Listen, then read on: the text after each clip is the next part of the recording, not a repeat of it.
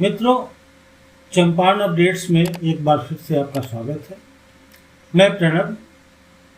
पटना की राजनीतिक फिजा में जो शाम की बैठकी होती है उसमें एक सवाल काफ़ी चर्चा में है। क्या एक बार फिर से नीतीश और लालू प्रसाद की राहें जुदा होंगी जैसा पिछली बार हुआ था?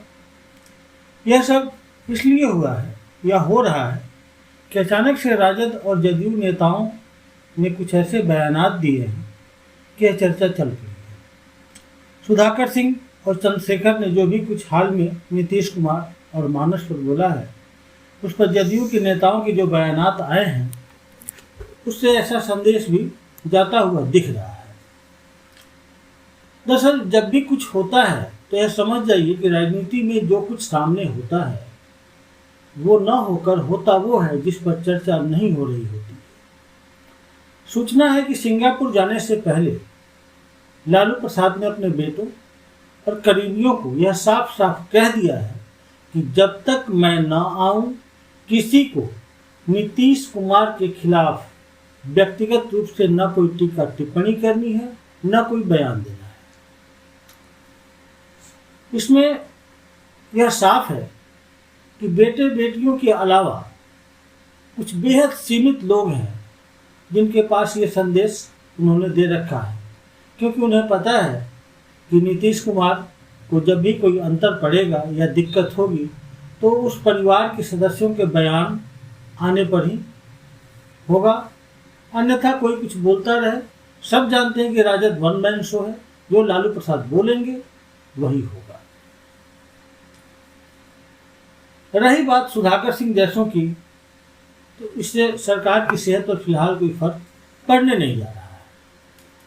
कहा तो यहाँ तक जा रहा है कि लालू प्रसाद के फायर ब्रांड बेटे तेज प्रताप को भी यह संदेश परिवार की ओर से दिया जा चुका है कि नीतीश कुमार को पलटकर कोई भी जवाब नहीं देना है, विवादों से दूर रहना है। तेजस्वी को लालू परिवार में ज़्यादा समझदार माना जाता है, इसलिए वो पिता के आदेशों का पालन तो करेंगे ही, ये सब कोई समझ रहा है। इसलिए यह मान लीजिए कि सरकार पर अभी कोई संकट नहीं है, कम से कम विधानसभा चुनाव तक।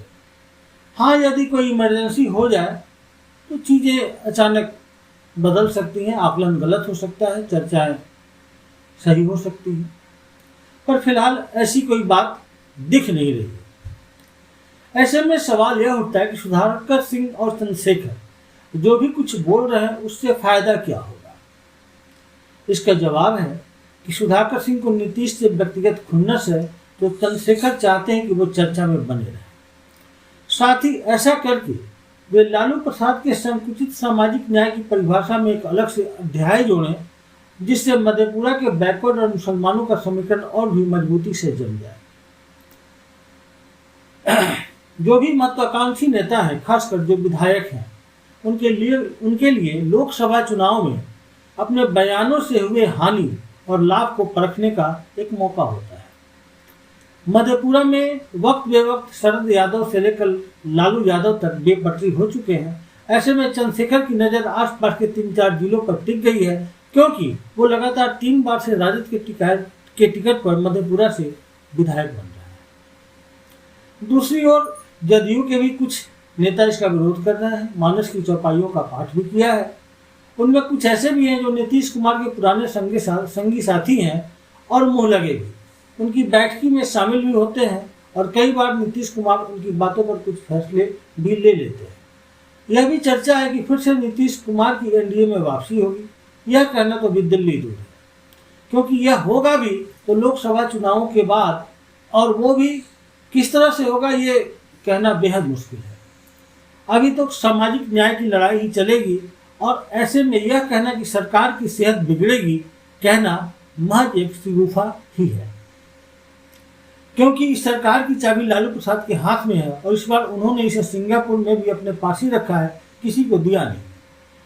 इस डर के पीछे का कारण अभी तो सत्ता है और बाद में राजद और जदयू के अपने अस्तित्व को बचाने की चिंता, क्योंकि मोदी और शाह के नेतृत्व में भाजपा काफी मजबूत है, पर अभी तक बिहार में वह मजबूती सामने नहीं आ पाई है, क्योंकि जातीय समीकरण को यहाँ वह नहीं साध पाई है जैसा यूपी में उसने एक बेहतर फार्मूला तलाश कर रखा है।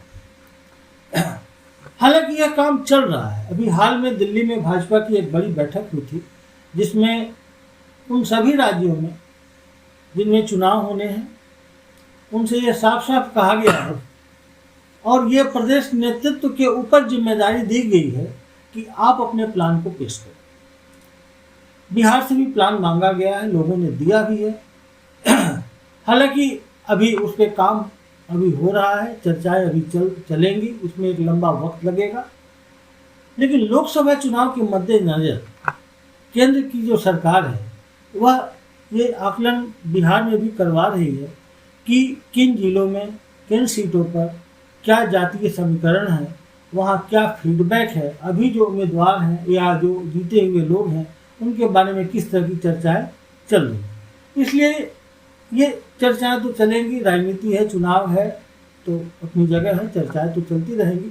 लेकिन आप ये जान लीजिए कि बिहार में फिलहाल सरकार को कोई चिंता नहीं है, इसकी सेहत एकदम दुरुस्त है। चाहे चंद्रशेखर और सुधाकर सरीखे लोग जो भी कुछ बोलते रहे, हालांकि ऐसे नेता दोनों ओर हैं, कुछ जदयू में भी हैं, कई बार वो नीतीश कुमार की सहमति लिए बिना भी कुछ बोल देते हैं।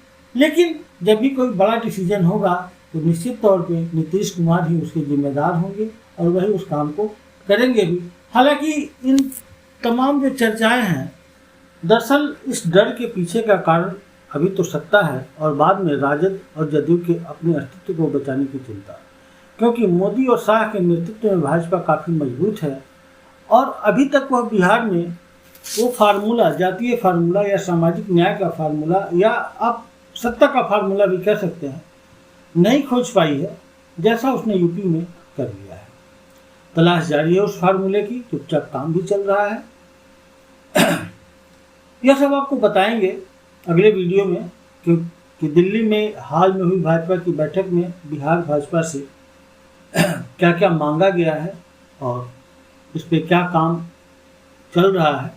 लेकिन इस बीच हम आपसे एक और चर्चा करेंगे जदयू के संसदीय बोर्ड के अध्यक्ष उपेंद्र कुशवाहा की, जो कुछ दिन पहले ही जदयू में शामिल हुए हैं। कद वोटों के लिहाज से उनका उतना बड़ा नहीं है जितना उन्होंने अपने को दिखाया है।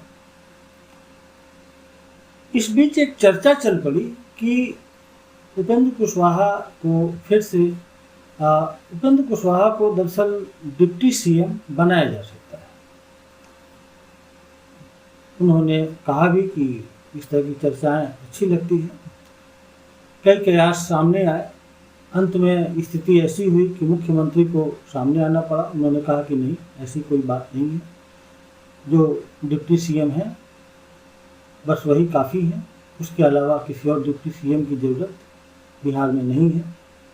अपनी ओर से उन्होंने लगभग साफ कर दिया है। तो ये कहा जा रहा है कि उपेंद्र कुशवाहा एक बार फिर से एक नई राह पकड़ सकते हैं।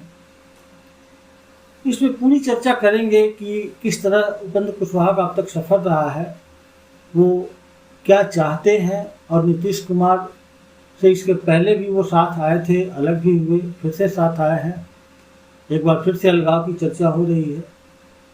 दरअसल उनकी पूरी पृष्ठभूमि और जो राजनीतिक योजना है, जो उनके बयानों से या उनके काम से कई बार सामने दिख जाती है, उस बारे में हम जल्द ही बात करेंगे।